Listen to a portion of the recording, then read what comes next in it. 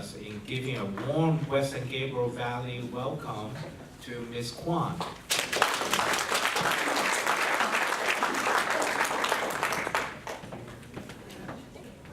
Good morning, everyone, and thank you so much for the warm introduction, Brian. Again, my name is Quan, and it's always great to see so many familiar faces here. I know that I have the pleasure of coming here almost once a year, I think, and it's always great to see everyone. So today I will be talking about the new Assessor portal. I know that many of you do visit our website, assessor.lacounty.gov. But earlier this year, we made available the portal. What is the portal? The portal is a place where you will see the information that our appraisers look at. The only information you won't see is the owner names and their mailing address. But you'll see pretty much everything else that our staff sees and works with every day. I'm going to type in a number, parcel number, and so you can search through the APN or just by using the address.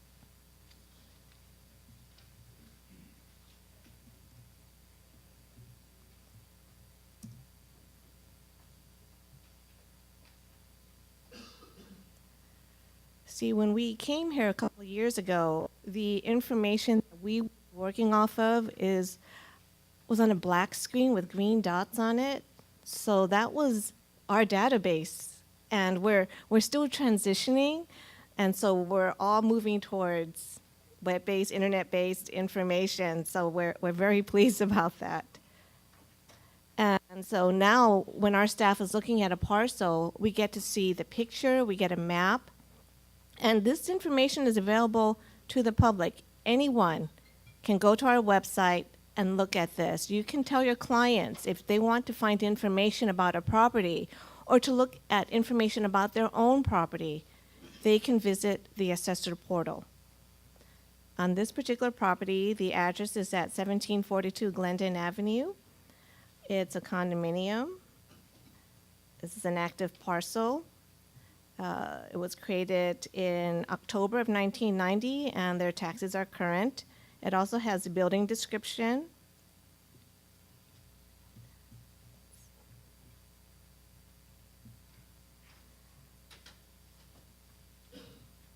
And if you go to the map and if you blow it up, expand it, you can actually go down to the point where you could see the parcel numbers right there. And if you go closer, you'll see the addresses. And not only that, property owners will have access to the layers. So if they want to find out, let's see, school districts. So this property is located in the LA Unified School District area. And if I were to kind of take it out a little bit, depending on where it's at, you can see the various school districts. You can see Santa Monica School District, you'll see Beverly Hills Unified School District. So we encourage people to visit our site and play with the maps as well. And it has a 1993 base value. This is what the current 2016 row value, and this is the value that's being prepared for 2017, for January 1 of 2017. If the property owner has questions about this particular property, they can visit our West District office and speak with the appraisal staff there. So you'll see where the file information is located for this property. It is in our West District office.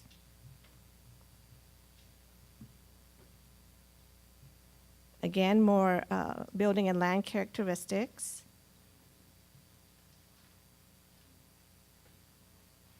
And when people don't agree with the information regarding their building records, they can contact our office to have us update. It could be the square footage, it could be the room count. We get calls on that all the time, and we do have a form that's available on the Assessor website called the Property Data Change Request Form. Fill it out, send it back to us, and our appraisal staff will do a field check if necessary so that we can update the information and have accurate building information. We also show the ownership history. The only thing, again, you don't see are the people who acquired the property, but you'll get to look at the various recording dates, the document numbers, and when you move the cursor over, the codes will tell you whether this particular transaction was reappraisable. So the transaction that occurred in October of 2014 was a reappraisable event. It required special processing. It was a base value transfer for a senior citizen. So this particular person, when they acquired it in 2014, took advantage of a Prop 60.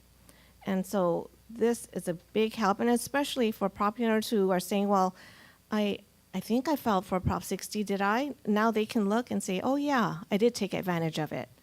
Just, move the cursor over there, visit the portal. Saves them a phone call, and they can get the information a lot faster.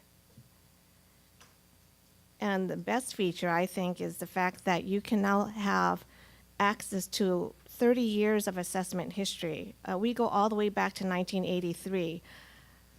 If I click Show All,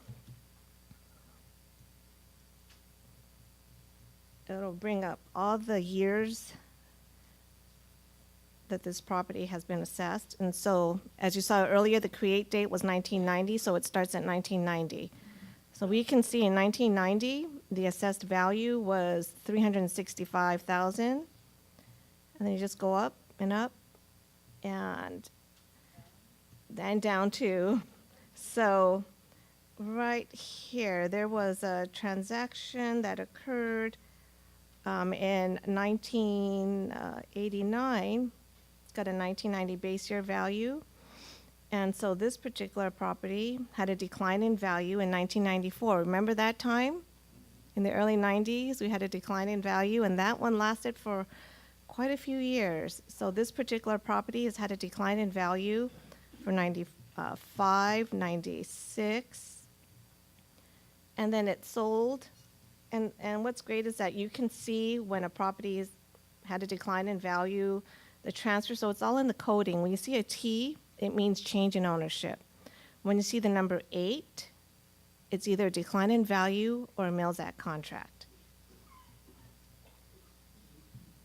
And further up,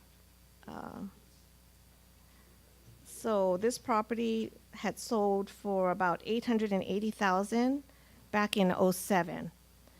And remember what happened during that time period also, right? So the property owner received a temporary decline in value in 2010, 11, 12, and it finally sold again in October of 2014 for $800,000. So the original owner did lose a little bit, but not too much. And for this particular property owner who acquired it in 2014, the property owner filed for a Prop 60 base value transfer. That means that this property was her replacement property.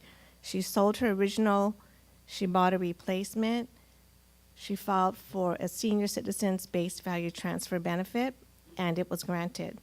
So instead of paying property taxes on $800,000, she's paying property taxes on the transfer base value, so we transferred over $649,137. And this really helps people if they're trying to find out, well, did the assessor already process my claim? What am I going to owe? What are my taxes? What's my assessed value? They can now check on the status through the assessor portal.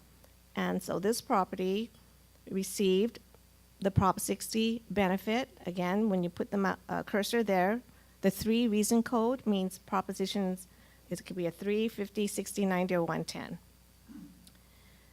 And when you look over here, it tells you the process dates. So this is the date that our office enrolled the base value, the new one. This is the date that the value was transferred or transmitted to the auditor controller's office. This is the recording date. And this is the document number. So you have all this information at your fingertips, and it's really a great help to the property owner. And you can even expand the screen for even more information. In fact, it's probably more than you really need, but you'll have access to all this because this is what our staff looks at. When we're doing reviews and processing claims, we look at all this information. And the property owner can see whether, if there was any new construction done for supplemental. When you're looking at the supplemental bar, you'll see if there's any value added for that and what the amount was.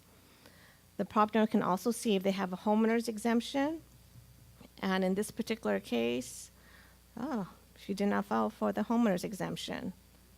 So if you own and occupy a property as your primary residence, you are eligible for a homeowner's exemption. It reduces your taxable assessment by $7,000, so you save at least $70, a little bit more than that, off your annual property tax bill. The filing period to get the full benefit is February 15th of the year. However, you still have until December 10th to submit a homeowner's exemption claim to receive a partial benefit, and that would be 80%. If this property owner were to submit a homeowner's exemption claim today and it's granted, it would reduce her taxable assessment by $5,600. Depending on how soon that exemption is enrolled, it will either adjust both the first and second installment, or she'll have to pay the first as presented and her second installment will be adjusted. And so the property owner will now receive an adjusted annual property tax bill. So how many of you guys were aware that we had this portal on the website? Okay, great. Well, now all of you know about it, and I really encourage you to use it and to encourage your clients to use it, because we get so many calls and people saying, well, what's my assessed value? Did the correction go through? What was the added value for my new construction? What is my room count? What's my lot size? This information is available to them through the Assessor portal, because Assessor Prang really believes in transparency, and he feels that, this is information for the public, for the property owner. It should be very simple to get this kind of information. And so that's why he had staff work really hard, long hours, so that we could get the Assessor portal available on the internet. Now, if you need to find out who the owner is, what the mailing address is, you can still call our office, give us the address or the assessor's parcel number, and we will be able to provide the owner name and their mailing address. Any questions about the portal? Yes. What's the reasoning behind not publishing the name of the owner on the portal, since you're publishing whether they're delinquent, whether they have, the property values are in there? It's a great question. There is a government code that says the names of certain judges and law enforcement officials cannot be publicized on the internet.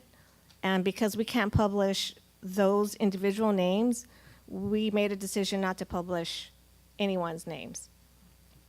So there is a government code that's out there, and it's really to protect their privacy and their safety as well. So we just chose not to provide it on the internet. But if you call us, we can give you that information, or when you go to visit our district office, go to the public counter. We do have computer terminals there. You will have to register that you're using the terminal, and you can pull up the various information that you would need. Yes? Carol, on the decline in value appeal, how long, once it's granted, how long is the decline value good for? Or does the homeowner have to reapply each year?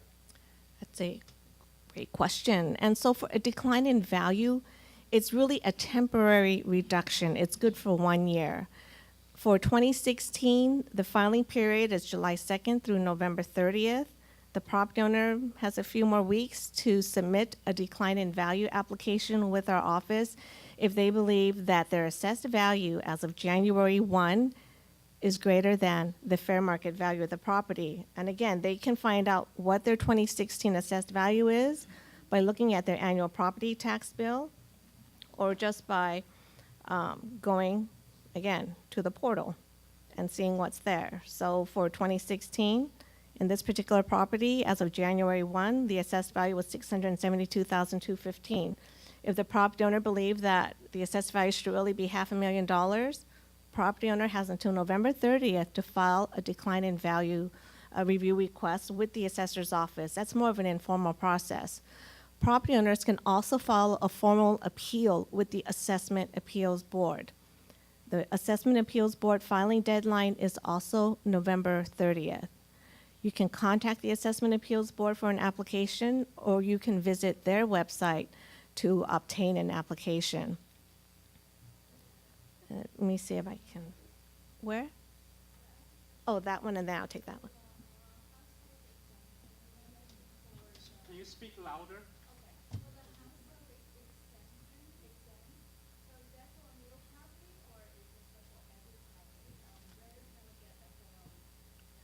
Are you talking about the homeowner's exemption? The homeowner's exemption is for any property that is a person's primary residence. When someone acquires residential property, we automatically send out a form to them. In fact, I have a blank form that's in the blue folder, and it's also available on our website. There's no charge to file for the homeowner's exemption. It's a one-time filing. So once you file for the homeowner's exemption and you're approved and you receive it, it stays on the property. If you move and the property is no longer your primary residence, there is also a homeowner's exemption cancellation form that you can submit to our office to cancel the homeowner's exemption on that property, and then reapply for the property that you want to be your primary residence. Does that answer your question?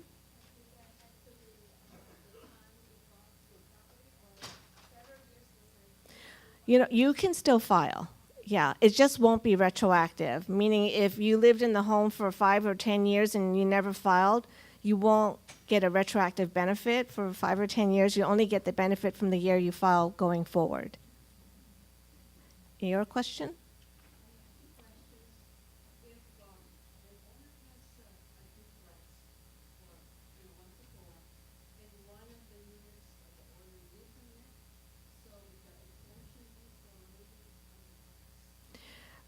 So the owner has a duplex, and the question is, the owner has a duplex, and she occupies one unit, and then she files for the homeowner's exemption. And so for a duplex, we just have one parcel number associated with it, and if she files for the homeowner's exemption, it'll just show up, you know, $7,000 homeowner's exemption on that parcel. Yeah.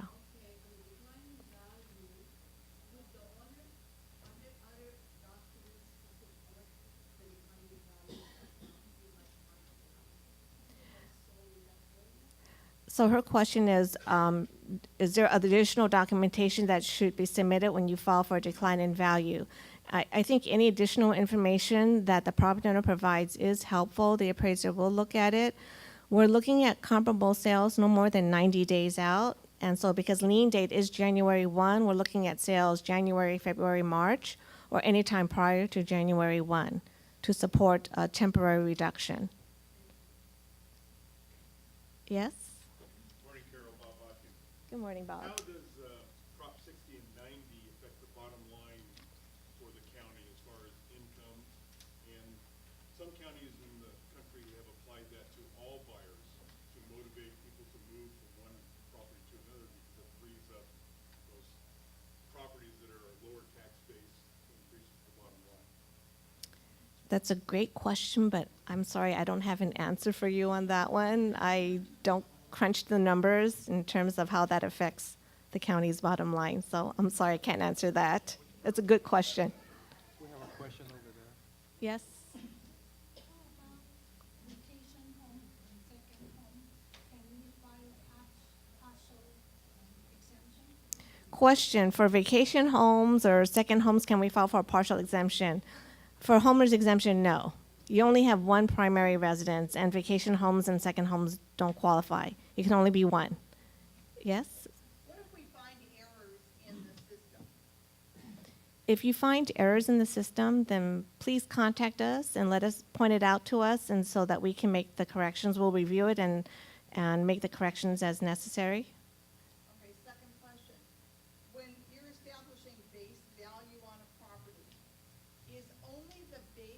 value transferred for the reduction in taxes?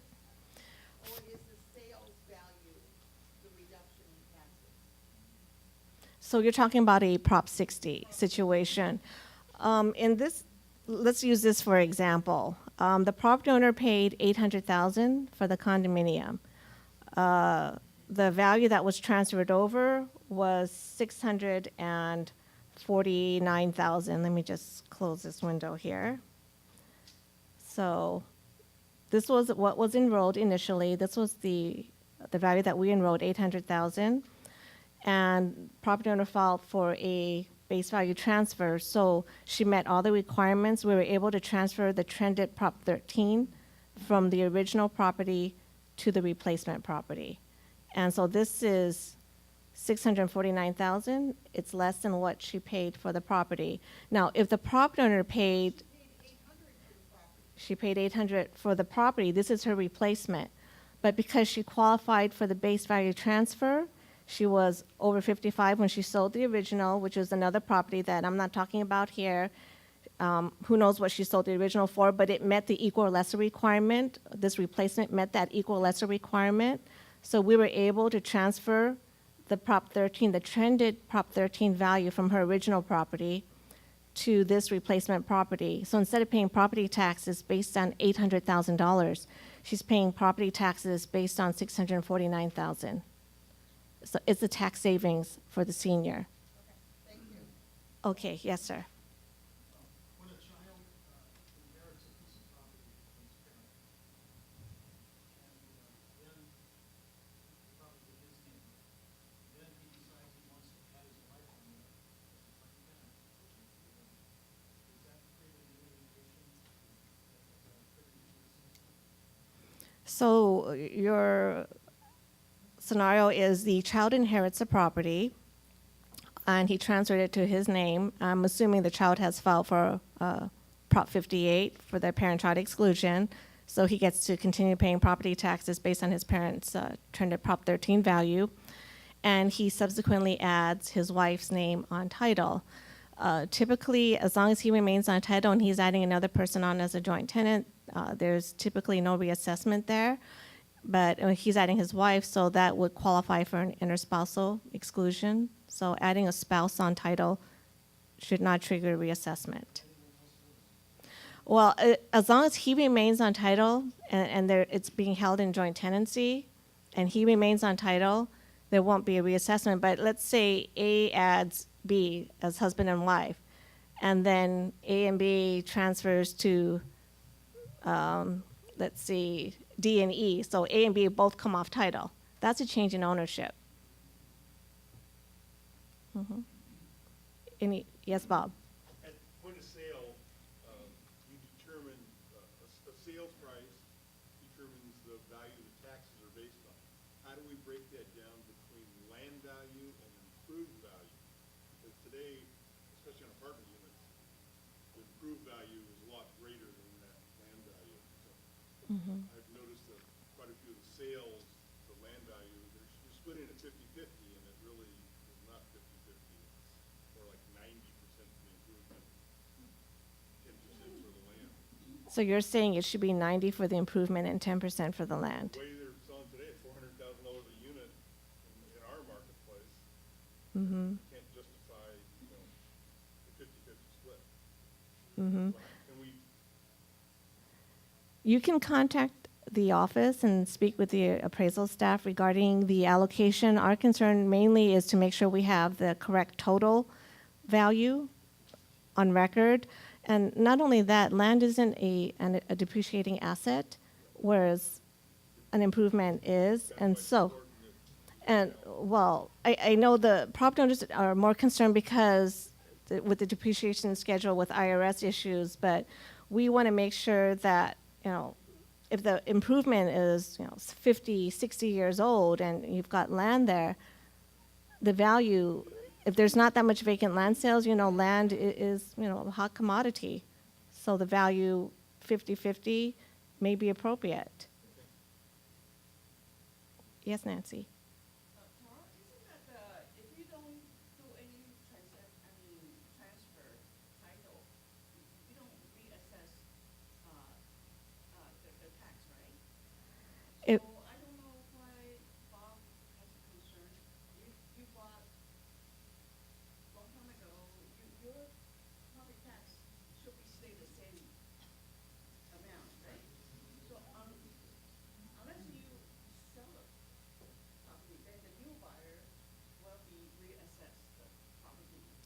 All right, when property changes ownership, it is subject to reassessment, and then we will establish a new base value.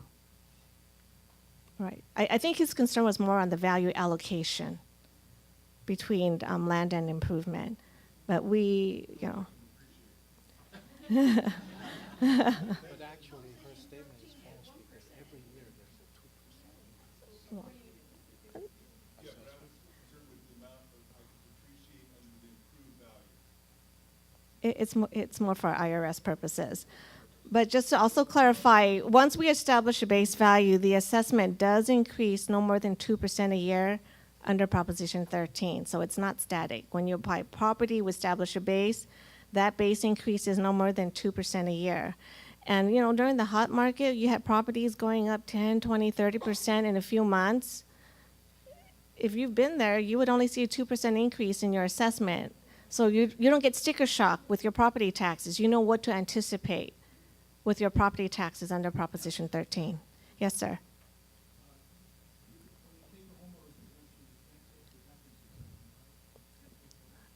Okay, there's a homeowner's exemption, which is $7,000. Then there's the veteran's exemption, which is only $4,000. You cannot take both.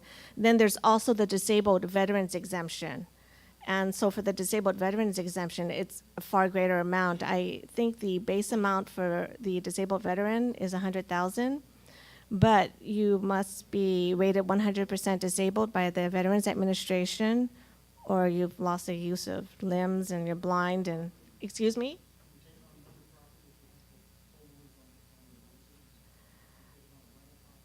For disabled veterans exemption, for the normal veteran exemption, you would have to meet a certain income threshold, and you would probably exceed it, so you wouldn't really qualify to receive a veteran's exemption on another piece of property. But you can look into it. But usually, when people ask for that, there is a certain threshold. Yes. Last question, please. I pay about $15,000 tax You pay $15,000 in taxes. for one property. Okay. My own house. And if I sell my house to my son, like $500,000, is it okay and it can go down?